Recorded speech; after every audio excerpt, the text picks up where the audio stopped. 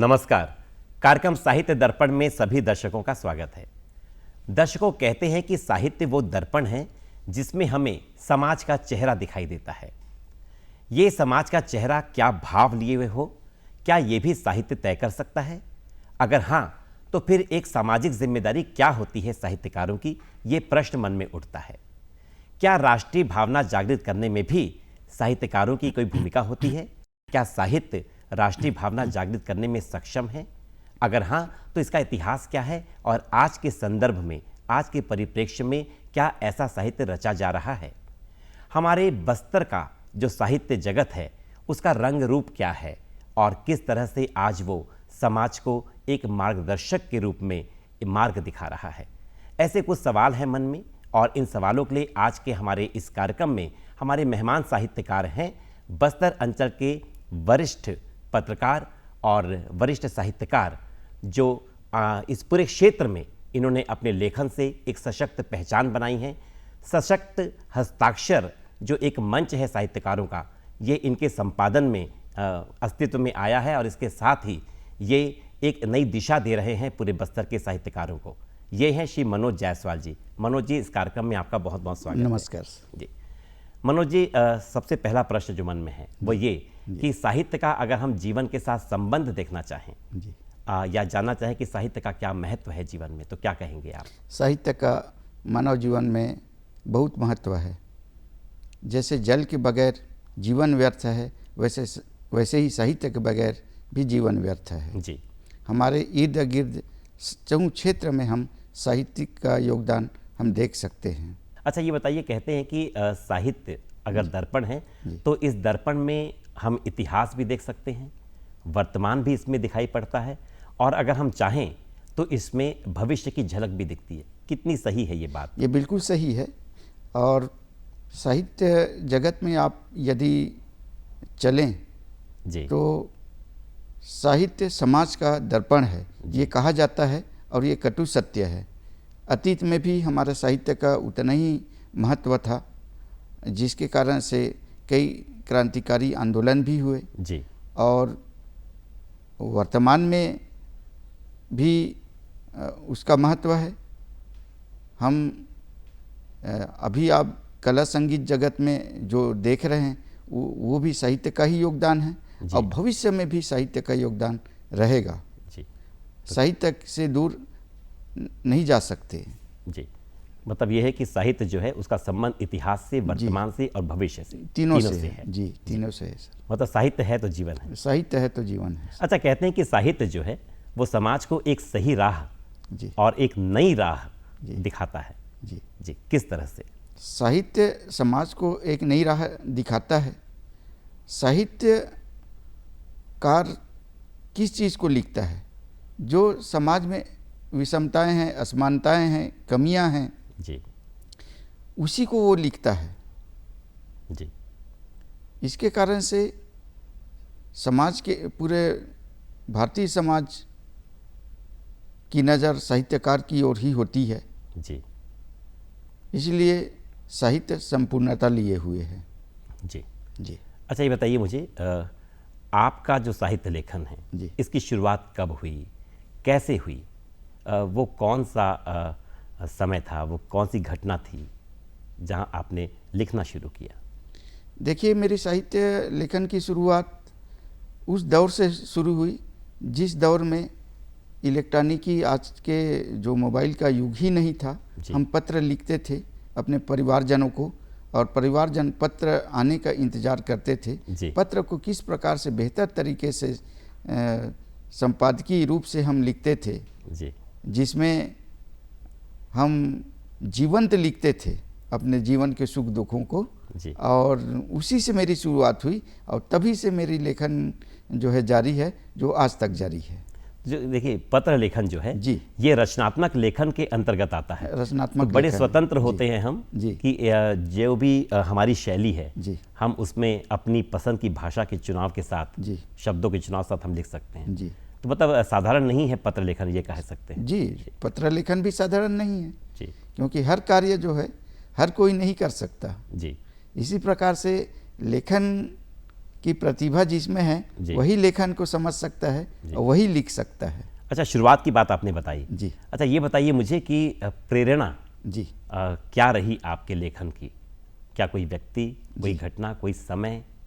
जी जी, मेरी लेखन की प्रेरणा पहले भी सामाजिक असमानताएं थी जी और आज भी मेरी लेखन की जो प्रेरणा है जी सामाजिक असमानता, विषमताएं और लोगों का तकलीफ, ये और वो सब मैं देखता हूँ तो वो मैं अपने कागज़ में उकेर लेता हूँ मैं। जी जी मतलब जो भी सामाजिक विसंगतियां हैं, जी, जो पीड़ा है समाज पीड़ा है समाज की, की, जी वो मेरी लेखन की प्रेरणा रही है। जी। अच्छा, इस मोड़ पर जी हम जरूर चाहेंगे कि आपकी प्रेरणा ने जी आपकी कलम से जो कुछ भी रचा है जी वो हमारे आप दर्शकों को जरूर सुनाएं। एक कविता सुनना चाहेंगे आपकी। जी। जी। वैसे तो मैं गद्य का लेखक रहा हूँ जी, और फिर भी काव्य कम ही लिखता हूँ। लेकिन हमने देखा है कि बहुत से काव्य संग्रहों में जी। आपकी बहुत बेहतरीन कविताएं जी छपी जी हैं। जी जी काव्य भले मैं कम लिखता हूँ जी लेकिन जब भी काव्य लिखता हूँ एक जीवंत लिखता हूँ इसको भी, जी हाँ। और जिसको लोगों के द्वारा बेहतर पसंद किया जाता है। जी और हमेशा लोग बाग जहाँ मैं बैठता हूँ उन लोग भी यही कहते हैं कि आप एक आध काव्य सुनाइए। जी तो जैसा कि आपने हमें आमंत्रित किया है तो हम बिल्कुल ही अपनी प्रेरणा, जो मेरी प्रेरणा थी बहन, जी उनकी प्रेरणा में लिखी कविता मैं सुनाना चाहूँगा। जी बिल्कुल। जी। जी मेरी कोई ऐसी बहन होती, जी मैं अपनी छोटी बहन के लिए लिखा हूँ जो अब नहीं है, जी और वो मेरी प्रेरणा रही है, उसके लिए लिखा हूँ। और इस काव्य को सभी कलमकारों को ध्यान से सुनना चाहिए, आपको भी ध्यान से सुनना चाहिए। बिल्कुल। दूरदर्शन परिवार जगदलपुर और हमारे सभी दर्शकों की ओर से हम हार्दिक नमन करते हुए आपकी बहन को इसे सुनना चाहेंगे। जी। मेरी कोई ऐसी बहन होती, मेरी कोई ऐसी बहन होती, मेरे लिखने के बाद कहती यह आलेख गलत है। क्या बात है। वो बहन कुछ ऐसी होती, जिद पर अपनी अड़ी होती, कहती सब कुछ गलत है, मैं कहता सच है बहना, तंज कसती विषयों पर, क्या बात है। लड़ाई करती लेख के पहलुओं पर। मेरी कोई ऐसी बहन होती, सही और गलत के पक्ष पर अड़े रहते हम दोनों, जी अंत में लड़ाई कुछ ऐसी करती, आलेखों के भावों पर वो अपनी बात मनवा लेती। बहुत सुंदर। मेरी जी। कोई ऐसी बहन होती, जब आलेख के पहलुओं में लड़ाई के बाद खूब हंसी ठिठोली होती। बहुत सुंदर। जी सर। भाई बहन के रिश्ते को बहुत ही खूबसूरती से आपने जी। उभारा है इस कविता में। जी। इसके साथ ही आपने ये बताया है कि हमारे पारिवारिक सदस्य जो होते हैं या हमारे आसपास जो लोग होते हैं जी। वो हमारे सबसे बेहतर समीक्षक हो सकते हैं। जी जी, बहुत सुंदर कविता जी। है आपकी। जी। जी। अच्छा, इस मोड़ पर आपसे जानना चाहेंगे, सशक्त हस्ताक्षर जी। जो एक आपके संपादन में मंच है साहित्यकारों का, जी। ये क्या है, इसके पीछे की कहानी क्या है, इसके बारे में बताइए। सशक्त हस्ताक्षर के जन्म लेने में सिर्फ और सिर्फ पीड़ा है। जी ये बहुत बड़ी पीड़ा है और इससे हमारे वर्तमान समय में सभी साहित्यकार जूझ रहे हैं, जी पीड़ा से ग्रसित हैं। स्थानीय जगहों में आज जब साहित्य आयोजन होता है तो उनकी रचनाओं को सम्मानजनक रूप से समाचार पत्रों में शामिल करना दूर की बात, वो साहित्य के जो आयोजन होता है उसका भी सम्मानजनक रूप से दैनिक समाचार पत्र नहीं करते। जी ये पीड़ा मैंने उसको देखा साहित्यकारों का, और तभी से मैंने ठान लिया कि मैं आज के ज़माने के अनुसार चलूँगा और लोगों के लिए निस्वार्थ भाव से काम करूँगा। और मैंने इन स्थितियों में सशक्त हस्ताक्षर, जिसका नाम भी मैंने खुद दिया था, जी और उसके मोनो का भी परिकल्पना मैंने ही किया। जी और 3 साल पहले मैंने इस पोर्टल का शुरुआत किया, जो अखिल भारतीय स्तर पर ये एक विलक्षण पोर्टल है जिसमें कला और साहित्य जगत का ही रचनाएं शामिल किया जाता है। जी, बहुत अच्छी बात आपने बताई है जी। कि अगर कभी किसी व्यक्ति को वो मुकाम नहीं मिले जिसके वो योग्य है, जी। तो एक लड़ाई लड़नी पड़ती है जी। अपनी जगह बनाने के लिए, जी। एक नया रास्ता चुनना पड़ता है। जी। अच्छा, ये बताइए कि इस पोर्टल के जरिए जी। बस्तर के जो साहित्यकार हैं, जी। जो लेखक हैं, कवि हैं, जी। उनको क्या पहचान मिल रही है? इस पोर्टल के माध्यम से सिर्फ बस्तर ही नहीं, जी ये अखिल भारतीय स्तर पर हमारी जो देश की हिंदी पट्टी है, जी। और हिंदी पट्टी में जितने राज्य आते हैं वहाँ के साहित्यकार प्रकाशनार्थ हमारे सशक्त हस्ताक्षर को रचनाएं भेज रहे हैं और बेहतर तरीके से उनकी रचनाओं को साहित्यिक जीवन परिचय के साथ में प्रकाशित किया जा रहा है जी। और मैं पूरे दावे के साथ कह सकता हूँ कि सशक्त हस्ताक्षर की रचनाएं कोई भी यदि साहित्यकार पढ़ेगा तो निश्चित रूप से इस बात को मानेगा कि सशक्त हस्ताक्षर की कार्य बिल्कुल प्रशंसनीय है। जी। तो बस्तर के साहित्यकार भी हैं उसमें? जी, बस्तर के काफ़ी साहित्यकार जगदलपुर से भी जुड़े हुए हैं, कांकेर से जुड़े हुए हैं और भानुप्रतापपुर से भी जुड़े हुए हैं। काफ़ी सारे साहित्यकार हमारे से जुड़े हुए हैं और जो नहीं जुड़े हुए हैं उनको भी देखिए, मैं एक ऐसा कलमकार हूँ जी। आज मैं खुद लोगों के मोबाइल नंबर रहने से मैं खुद उनको आमंत्रित करता हूं कि आप मुझे प्रकाशनार्थ रचनाएं भेजिए जी। और मेरी इन बातों के चलते लोग बाग जुड़ रहे हैं। जी जी, मतलब कहीं ना कहीं शुरुआत होनी चाहिए, ये जी, है सर। जी। अच्छा, ये बताइए मुझे, जब आप लेखन करते हैं, जी, चाहे वो गद्य का हो या पद्य विधा में हो, जी, तो विषय का चुनाव जो होता है जी, ये बड़ा कठिन होता है। जी। और किस तरह से चुनाव करते हैं, कहाँ से विषय आप लेते हैं अपनी रचनाओं के लिए? देखिए, विषय का चुनाव तो ऐसा है कि जैसे अन्य कलमकारों का जो चॉइस करने का रहता है वैसे ही मेरा भी विषय रहता है और मैं तो जो संवेदनाओं को के चलते मैं अपना विषय मन में ही सोच लिए रहता हूँ, उसको सामने नहीं लाता। लेकिन जब मैं लिखता हूँ और लिखने के बाद उसका सारांश को लेके मैं विषय चयन करता हूँ। जी। कभी कभी विषय को भी हम बदल देते हैं, उसका सारांश क्या निकल रहा है आलेखों में, इस चीज़ का हम ख्याल रखते हैं। जी। जी, मतलब आसपास है विषय हमारे मौजूद है। जी, जी, जी। और विशेषकर आपने कहा जैसे कि विसंगतियों पर, जी, पीड़ा पर जो है, पीड़ा पर आप ज़्यादा लिखते हैं, तो विषय आपको यही समाज से मिलते हैं। जी सर। जी। अच्छा, ये बताइए मुझे, उत्तर बस्तर की अगर हम बात करते हैं, जी, कांकेर ज़िले से हैं आप, जी, तो वहाँ का जो साहित्य का जो वातावरण है जी, वो कैसा है, क्या रंग है उसका? बस्तर संभाग में उत्तर बस्तर कांकेर का साहित्यिक योगदान सभी जानते हैं और काफ़ी समृद्ध रहा है। पूर्व में हमारे प्रोफेसर रहे जे.आर. वाल्यानी जी, जी, शासकीय भानु प्रताप देव महाविद्यालय कांकेर के प्रोफेसर रहे हैं जी, और वो हमारे भी गुरु रहे हैं। हम भी उनके पास जाते थे, लेखन के संबंध में काफ़ी हमें जानकारी देते थे। जी। उसके बाद दैनिक भास्कर के ब्यूरो चीफ रहे स्वर्गीय श्री बंसीलाल शर्मा जी, जिनके सानिध्य में हमने लेखन कार्य किया। वो अतीत के झरोखे से लिखते थे। दैनिक भास्कर में एक कलम प्रतिदिन आता था और उसके चलते लोग आज भी उस चीज़ को याद करते हैं। इसलिए उनके आलेख जी, आज भी अतीत की याद दिलाते हैं। जी।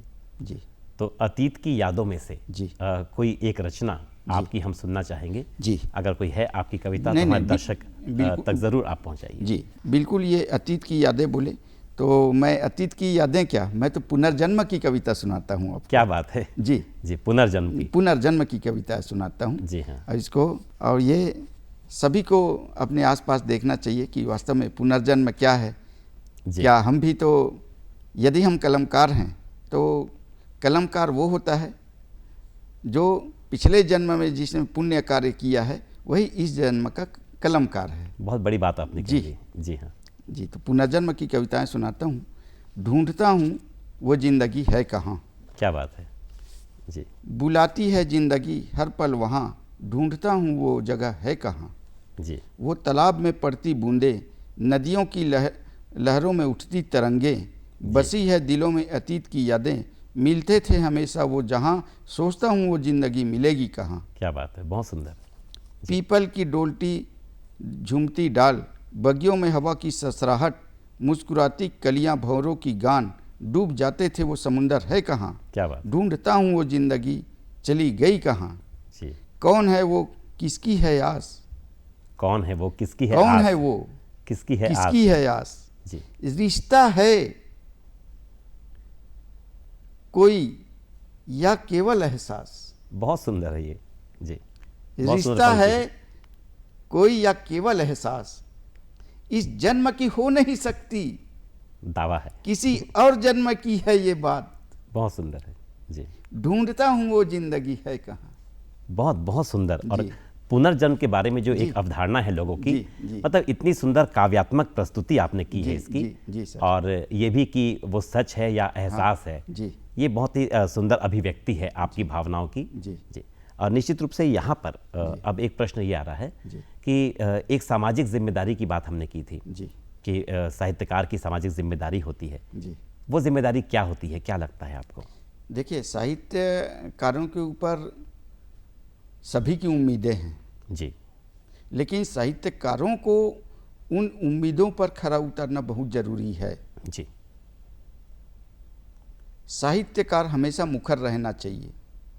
साहित्यकार को अन्य जो वर्ग काम चल रहे हैं, जैसे किसान प्रतिदिन अपने खेतों में खेती किसानी करता है तब उसका अन्न उपजता है, जी वैसे ही साहित्यकारों को लेखन में कभी पीछे नहीं रहना है।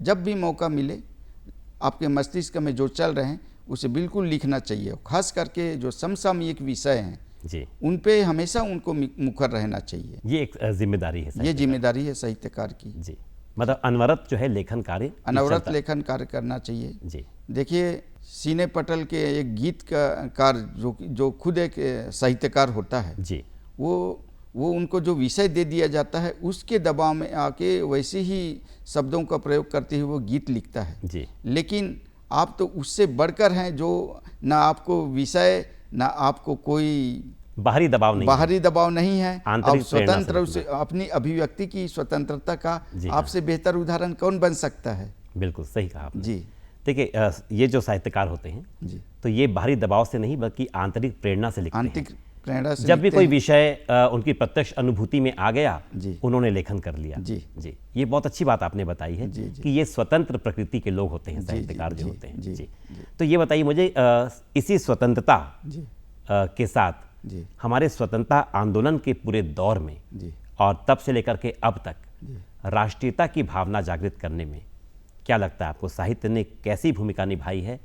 और आज के संदर्भ में भी साहित्यकारों की क्या भूमिका है राष्ट्रीय भावना जागृत करने में? देखिए कि साहित्यकारों की भूमिका तो राष्ट्रीय आंदोलन से ही नहीं, हमारे त्रेता युग में उस समय महाभारत का युद्ध हुआ था, जी, उस समय से इसका संबंध रहा है। क्या बात है। और बची बात, अब राष्ट्रीय आंदोलन जो हुआ था, स्वतंत्रता संग्राम की लड़ाई हुआ था, जी उस समय साहित्य का विशेष योगदान रहा। उस समय इलेक्ट्रॉनिकी का कोई आगे नहीं थे हम, जी। और समाचार पत्रों के ऊपर एक अंतिम सिरे के व्यक्ति से ऊपर सिरे तक लोग सभी साहित्य पे ही टिके थे। जी और इस तारतम्य में मैं यदि छत्तीसगढ़ का बात करना चाहूँगा तो अग्रदूत प्रेस है और महाकौशल जो प्रेस है, जो हमारे स्वतंत्रता संग्राम सेनानी अखबार कहे जाते हैं, जी है ना। तो यदि किसी को ऐसा लगे तो इसका सरोकार किया जा सकता है कि साहित्य का क्या योगदान रहा है। जी हाँ, मतलब कह और सकते हैं साहित्य कि के योगदान के चलते अंग्रेज हमारे देश को भगने मजबूर हो गए। जी, मतलब यह है कि पूरे देश को अगर एक करना है तो साहित्य वहाँ पर जो है जी। साहित्य की जरूरत भी होती है जी। और साहित्य ने भूमिका निभाई भी है। जी जी। अच्छा, जानना चाहेंगे आपसे, ये तो राष्ट्रीय परिप्रेक्ष्य की बात हुई, जी अगर हम स्थानीय परिप्रेक्ष्य की बात करें जी तो जाहिर सी बात है कि स्थानीय बोली में साहित्य की रचना बहुत ज़रूरी होती है। जी कितना ज़रूरी है कि हमारे साहित्यकार, देश भर के साहित्यकार अपनी आंचलिक बोलियों में जी। साहित्य की रचना करें। हिंदी को जब हमारी मातृभाषा बनाया गया जी तो हिंदी कहाँ से आया? हिंदी भी तय नहीं था कि इसको मातृभाषा बनाए। जी ये अवधी भाषा से लिया गया, जी उत्तर प्रदेश में अवधी भाषा से लिया गया, और धीरे धीरे हिंदी जो है खुद मंचता गया, और ये आज उत्कृष्ट क्वालिटी में जी हिंदी हमारी मातृभाषा है। जी उसी प्रकार से हमारे स्थानीय बोलियों की यदि बात किया जाए तो स्थानीय बोली भाषाओं में साहित्य का विशेष योगदान है। आज जो श्री रामचरितमानस जी है ना, उसको अवधी से तुलसीदास जी ने अनुवाद किया। जी आज ये हमारे लिए गर्व की बात है कि छत्तीसगढ़ में जी। उस रामचरित मानस को छत्तीसगढ़ ही में हमारी वंदना त्रिवेदी जो बहन जो हमारे संबलपुर भानुप्रतापपुर की है जी ने उसको छत्तीसगढ़ी में अनुवाद करके ग्रंथ निकाला और उसको छत्तीसगढ़ राजभाषा आयोजन में उसको विमोचित किया गया है। जी, गर्व का विषय हम सबके लिए गर्व का विषय है। जी हाँ। अच्छा, इस मोड़ पर आपसे एक और कविता सुनना चाहेंगे? जी जी यादों के अश्क इसका शीर्षक है। जी ये अश्क तुम्हारे गम के नहीं हैं, कुछ यादों के भी अश्क आते हैं, कुछ विस्मृतियां भी अश्क लाती है। एक नई सोच है। जी जी इसमें थोड़ा सा ध्यान देंगे। जी ये हम जो कलमकार हैं, जो पत्रकार हैं, सभी जगह जी साहित्यकार हैं, खास करके जो पत्रकार हैं, उनके ऊपर कैसे कुदृष्टि डाली जाती है जी और कैसे वो पीड़ा को वो झेलता है, जी ये इसमें चित्रित किया गया है। ये अश्क तुम्हारे गम के नहीं हैं, कुछ यादों के भी अश्क आते हैं, कुछ विस्मृतियां भी अश्क लाती है। जी। जो लेखन में डाली थी बेसमय दरारें, जो लेखन में डाली थी लेखन में बेसमय डाली दरारें। थी बेसमय दरारें, क्या बात है। जी कलम न चले मनोज का सोचकर, जी कलम न चले मनोज का सोचकर, अनर्गल साजिशें रची गई।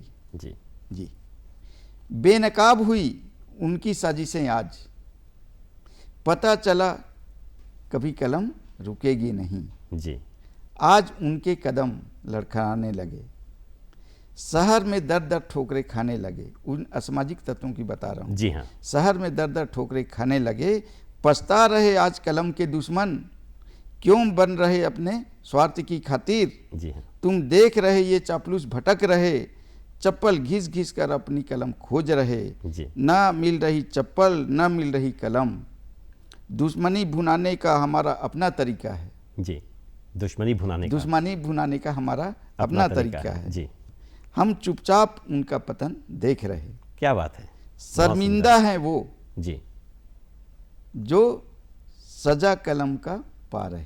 बहुत बहुत सही। जी जी ये अश्क तुम्हारे गम के नहीं हैं, कुछ यादों के भी अश्क आते हैं। बहुत नई सोच है इसमें। ये नई सोच और है। एक तरह से प्रतिकार है कहना चाहिए जी। असामाजिक तत्वों के विरुद्ध। जी जी जी और आपने कहा कि उनका पतन देखिए, कलम जो है वो अपने आप में एक शस्त्र है। जी जी जी तो उसके विरुद्ध अगर जो भी लड़ाई होगी जी तो उनका पतन, उनकी जो पराजय है वो निश्चित है। जी तो यहाँ पर आपने एक साहित्यकार की ताकत को बताया है आपने। जी, तो मनोज जी, इस कार्यक्रम में आकर के आपने आज सशक्त हस्ताक्षर के मंच पर किस तरह से जो हमारे बस्तर के साहित्यकार हैं वो एक नई पहचान रच रहे हैं राष्ट्रीय स्तर पर, और इसके साथ ही एक साहित्यकार की ताकत क्या होती है, उसकी जिम्मेदारियां क्या होती हैं, इन सब के विषय में आपने बात की। आपकी रचनाएं भी हमारे दर्शकों तक पहुंची। जी इन सभी के लिए इस कार्यक्रम में आने के लिए हम आपका बहुत बहुत धन्यवाद करते हैं। धन्यवाद।